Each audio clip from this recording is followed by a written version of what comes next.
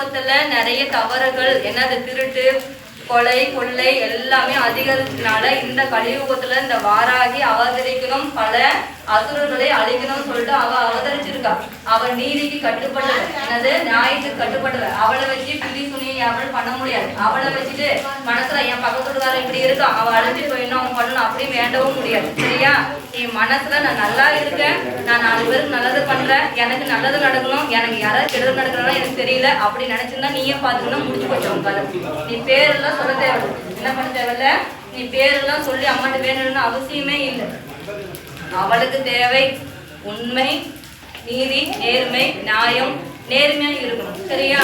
அது மட்டும் இல்லாமல் இங்க இன்னொரு ஸ்பெஷலும் இருக்கு. என்ன அப்படின்னா, ஒரு வாராகி வச்சு கும்பிட்றதே பெரிய விஷயம். என்னது, உலகத்துல ஒரு வாராகி வச்சு, வாராகி கும்பிட்னாவே அவங்க நல்லவங்களா இருக்கணும், கெட்டவங்கள்லாம் வந்துட மாட்டாங்க, அப்படியே தூக்கி கொடுத்துட்டு வந்துருக்க மாட்டாங்க. சரியா? ஆனா எத்தனை அஷ்டவாராகி மண்டபத்துக்குள்ள உட்காந்துருக்காங்க, மகாவாராகி உள்ள உட்காந்துருக்கா.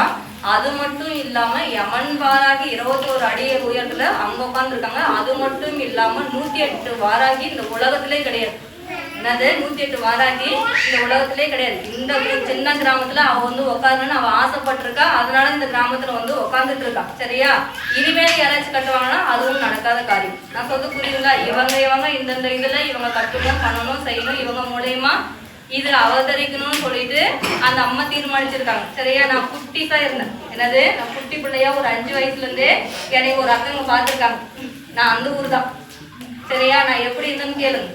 என்னது, எனக்கு சாமி கும்பிட்றதோ பண்றதோ செய்யறதோ அதுவோ இதுவெல்லாம் இல்லை.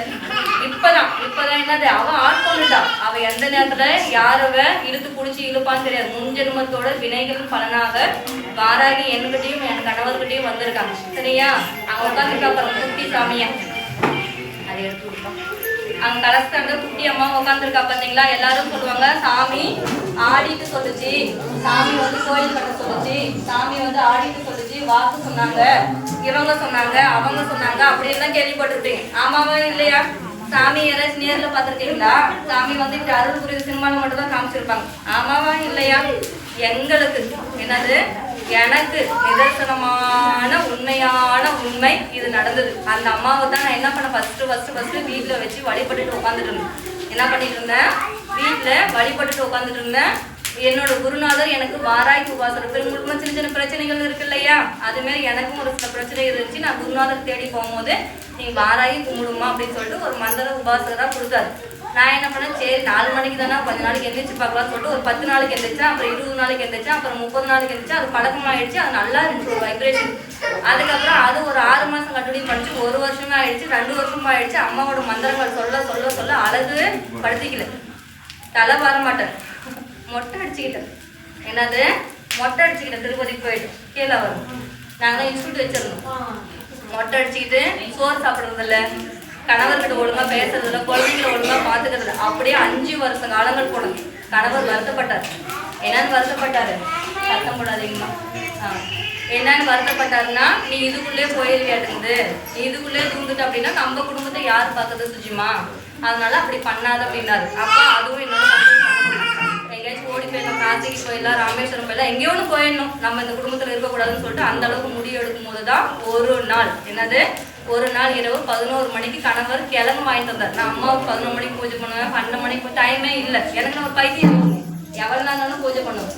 அப்போ என்ன பண்ணுவோம் அப்படின்னா, டெய்லி 3 மணிக்கு 2 மணிக்கு எடுத்து தியானத்தில் உட்காந்துருவேன். அம்மாவை எழுதி 6 மணி வரைக்கும் உட்காந்துட்டு இருக்காங்க. அப்போ 5 வருஷம் கழிச்சு 5வது வருஷம் ஒரு நாள் நைட் 11 மணிக்கு ஐயா கிழங்கு வாங்கிட்டு வந்தாரு. எனக்கு தூக்க கலக்கம், எட்டு போய் அம்மாட்ட வச்சுட்டு பிரசாதம் காமிக்கணும். இப்படி ஆமாவா இல்லையா? நான் காமிக்காத போய் படுத்துக்கினேன். தூக்கம் வருது போ, நான் 3 மணிக்கு எழுந்திரிக்கணும், 2 மணிக்கு பச்சை தண்ணி ஊற்றிக்கணும். உடனே என்ன பண்ணேன்னா 2 மணிக்கு எழுந்திரிச்சு பேர் மாரி தண்ணியை ஊற்றிட்டு போய் தியானத்தில் உட்காந்துட்டேன். தியானத்தில் உட்காரும்போது அம்மாட்ட கேட்டேன், நேற்று கிழங்கு வச்சுனே சாமி, நான் நல்லா பேசுவேன், நீ சாப்பிட்டே இல்லைன்னு தெரியல, சரி விடுன்னு சொல்லிட்டு தியானத்தில் உட்காந்துட்டேன்.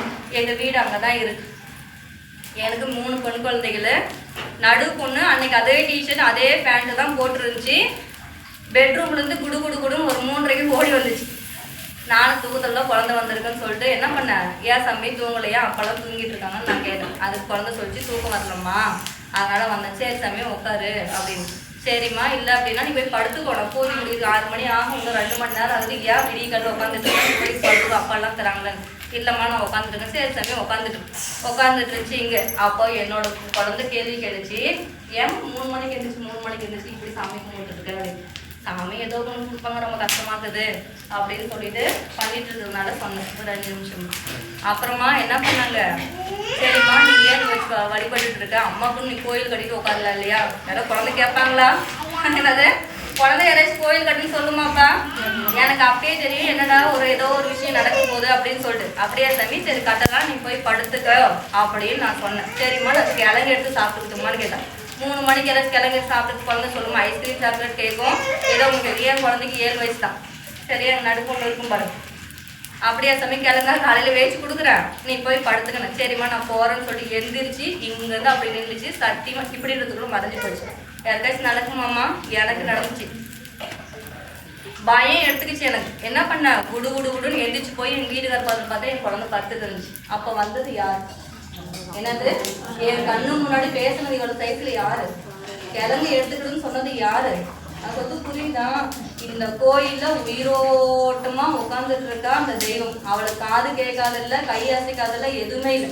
நீ சொன்னாலும் கேட்கும், நான் சொன்னாலும் கேட்கும். நான் வந்து புரியுதா, நீ சொன்னாலும் கேட்கும், நான் சொன்னாலும் கேட்கும். எத்தனை பேருக்கு நிலம் முடிச்சு கொடுத்துருக்கா தெரியுமா, என்னது எத்தனை பேர் நிலம் முடிச்சு கொடுத்துருக்கா, எத்தனை குழந்தை பாக்கி கொடுத்துருக்கா, எத்தனை கல்யாணம் ஆகி எத்தனை வளகாப்பு இந்த கோயில்ல நடந்திருக்கு.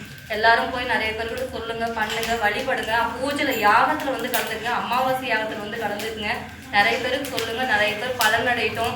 நம்ம பக்கத்துக்குள்ள சொன்னா அவன் பலன் அடைஞ்சிடணும், நம்ம இந்த வீட்டுல சொன்னா அவன் அப்படிலாம் பண்ண வேண்டாம். நான் சொல்ல புரியுதுங்களா, 4 பேருக்கு வாராகின்னு வாயில பேரு சொன்னாவே அதுவே நம்மளுக்கு புண்ணியம். என்னது வாராகி போய் கும்பிடுங்க, இந்த இடத்துல இருக்கு நான் போய் கும்பிட்டேன் அப்படின்னு அவ பேரை சொல்லி அது பரப்புனாவே பெரிய விஷயம். சரியா, இந்த நேரத்துல இன்னொன்னு சொல்ல விரும்புறேன். ஜூலை 10 ஜூலை 10 அம்மாவுக்கு வருஷாபிஷேகம் நடக்குது. என்னதுப்பா, அம்மாவுக்கு வருஷாபிஷேகம். 1 வருஷம் அம்மாவுக்கு பர்த்டே கொண்டாட போறோம். எங்களால முடிஞ்ச வரைக்கும் என்ன 2 கோடி ரூபா போட்டு கோயிலை கட்டி எல்லாம் பண்ணி எல்லாம் முடிச்சோம். வருஷாபிஷேகத்துக்கு எது கையில முடிஞ்சது எதுவுமே இல்லை. சரியா, உங்களால ஏதாவது முடிஞ்சா ஒரு அன்னதானம் போடலாம். அன்னைக்கு யாகத்துக்கு பொருள் வாங்கி கொடுக்கலாம், அம்மாவுக்கு மாலைகள் வாங்கி கொடுக்கலாம், கசிரின் லைட் போட்டு விடலாம், மேலதாளக்காரங்களோட செலவுகளை ஏற்றுக்கலாம். இதில் நிறைய பேர் இருப்பீங்க. சரியா, அதுமாரி இருந்தீங்க அப்படின்னா தனிப்பட்ட முறையில் சொல்லி அதை ஏற்றுக்குங்க. சரியா, அவங்களோட அருள்ன்றது பரிபூர்ணமாக உங்களுக்கு எல்லாத்துக்குமே கிடைக்கும்.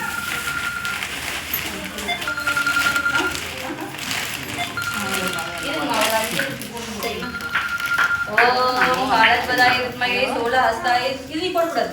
ஓம் காலத்வதாய வித்மகே சோலஹஸ்தாய தீமஹி தன்னோ பைரவ. ஏமா யாரும் ஃபோன் பேசாதீங்க. ஓம் காலத்வதாய வித்மகே சோலஹஸ்தாய தீமஹி தன்னோ பைரவ பிரச்சோதயாம்.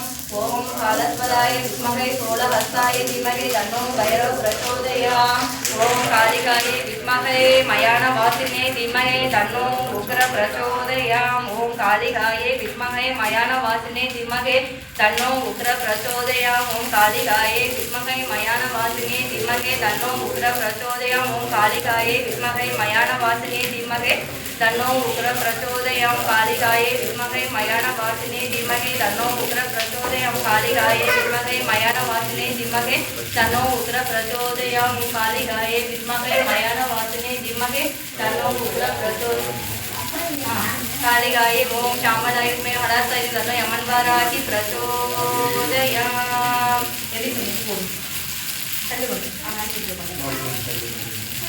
கொஞ்சம் தள்ளி உட்காந்துக்கோங்க.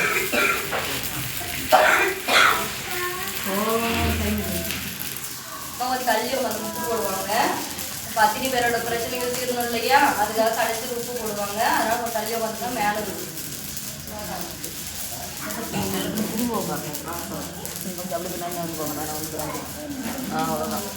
நான் பையன்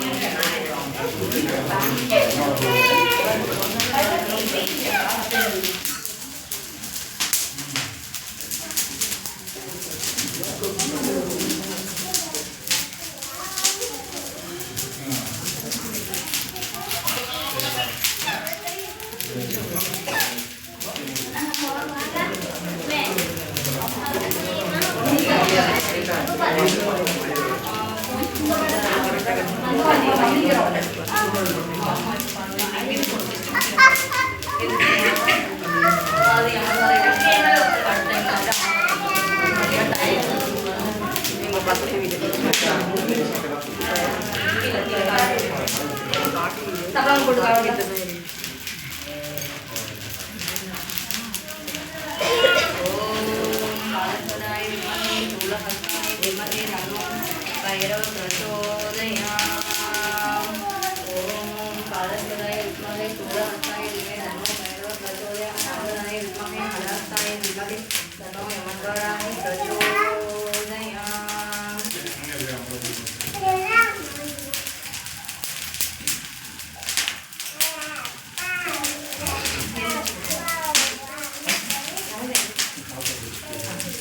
என்னடா இவங்க மட்டும் சுத்தி சுத்தி போறேன்னு நினைக்க வேண்டாம். போன டைம் பஞ்சமிக்கு தானம்மா முகத்துல வந்திருந்தாங்க இல்லையா? அன்னைக்கு ஒரு 300 பேர் வந்திருப்பாங்க, 400 பேர் வந்திருப்பாங்க பூஜைக்கு. அன்னைக்கு என்ன பண்ணிட்டோம் அப்படின்னா, தெரியாத விதமா எல்லாருமே எலுமிச்சை பழம் போட்டுட்டு கட்டு உடைக்கிற மாதிரி சொல்லி கொடுத்தோம். என்ன பண்ணிட்டோம், அன்னைக்கு கட்டு செய்வனெல்லாம் இருக்கும் இல்லையா? அப்ப எல்லாரும் கட்டு உடைக்கிற மாதிரி நம்ம சொல்ல மாட்டோம். அன்னைக்கு இந்த பஸ்ல கட்டு உடைக்கிற மாதிரி நானும் சொல்லிட்டு அந்த அம்மாவும் சொல்லிட்டாங்க. அதனால என்ன ஆச்சுன்னா, குடும்பத்துக்கு ஒரு சில பிரச்சனைகள் வந்து பாப்பா அதனால சுத்தி போட்டுருக்கு. மற்றது ஒண்ணு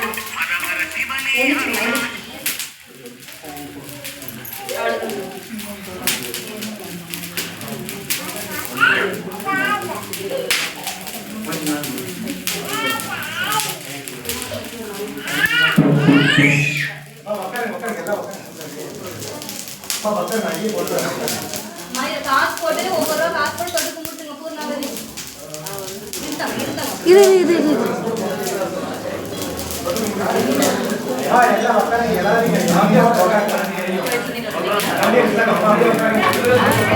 எல்லாரும்